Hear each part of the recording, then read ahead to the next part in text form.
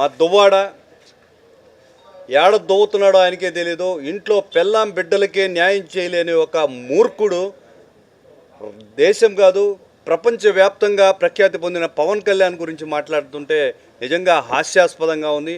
ఆ దిక్కుమాల భాష, దిక్కుమాల ప్రవర్తనకి ఆల్రెడీ ప్రజలు మీకు బుద్ధి చెప్పారు. ఎమ్మెల్సీ పదవి ఉన్నట్టా లేనట్టా అంటున్నట్టు ఊగుతుంది. నోటికొచ్చినట్టు మాట్లాడితే ఇప్పటికీ ఒక నోటి దూల వ్యక్తి దాని తాలూకు ప్రతిఫలం అనుభవిస్తున్నారు. ఖచ్చితంగా మూల్యం చెల్లించాల్సిందే. నీ నోటికొచ్చినట్టు మాట్లాడి కనిపించుకుంటా పోతే ఒప్పుకునే సమస్య లేదు. జన సైనికుల దాడికి గురవుతారని మరొకసారి జనసేన పార్టీ తరఫున తెలియజేస్తున్నాను.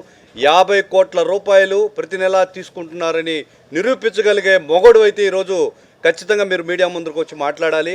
నోటుకొచ్చినట్టు మాట్లాడడం, ఆనా కొడుకులు ఈనా కొడుకులు సిగ్గులేని జన్మ ఏంటండి? ప్రభుత్వ ప్రతినిధులుగా ప్రజాప్రతినిధులుగా నోటుకొచ్చినట్టు మాట్లాడే దుర్భాషను ముందు ఖండించాలి. తక్షణమే వీళ్ళని పోలీసు అధికారులు నియంత్రించాల్సిన అవసరం కూడా ఉంది. దాని విధంగా కూడా చట్ట శాసనాలు కూడా తీసుకురావాల్సిన అవసరం ఉంది. పబ్లిక్ గమనించే ఒక నాయకుడు మాట్లాడాల్సిన భాష కాదు. అందున పెళ్ళయి పిల్లలు ఉన్న ఒక వ్యక్తి విడాకులు తీసుకోకుండా ఒక అశ్లీల ప్రవర్తన కలిగి ఉన్న వ్యక్తి ఇటువంటి భాష మాట్లాడడం హేయమైన చర్య. ఖచ్చితంగా కూడా దీన్ని ఖండిస్తున్నాం. మరొకసారి ఎవరైనా కూడా నోటుకొచ్చినట్టు మాట్లాడితే సిద్ధాంతపరంగా మాట్లాడండి. ఎంత దూరమైనా మేము సిద్ధంగానే ఉన్నాం.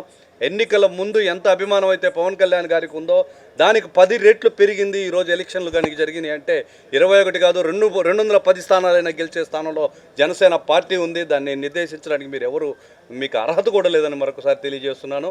జనసేన పార్టీ ప్రజల ఆదరణకు చేరువై 11వ ఆవిర్భావ సభ 10వ ఆవిర్భావ సభలో పవన్ కళ్యాణ్ గారు చెప్పినట్టు ఈసారి గెలిచి ఆవిర్భావ సభకి చేసుకుంటామని చెప్పి పిఠాపురంన చిత్రాలలో జరుగుతున్న జనసేన ఆవిర్భావ సభకి ఎవరైనా రావాలనుకుంటే జిల్లా కార్యాలయానికి సంప్రదించే ప్రయాణానికి తగు ఏర్పాటు చేస్తామని చెప్పి అందరం కలిసి చేసుకుంటామని చెప్పి జనసేన ఆవిర్భావ సభకి ఆహ్వానం పలుకుతున్నాను. జై జనసేన, జై హింద్.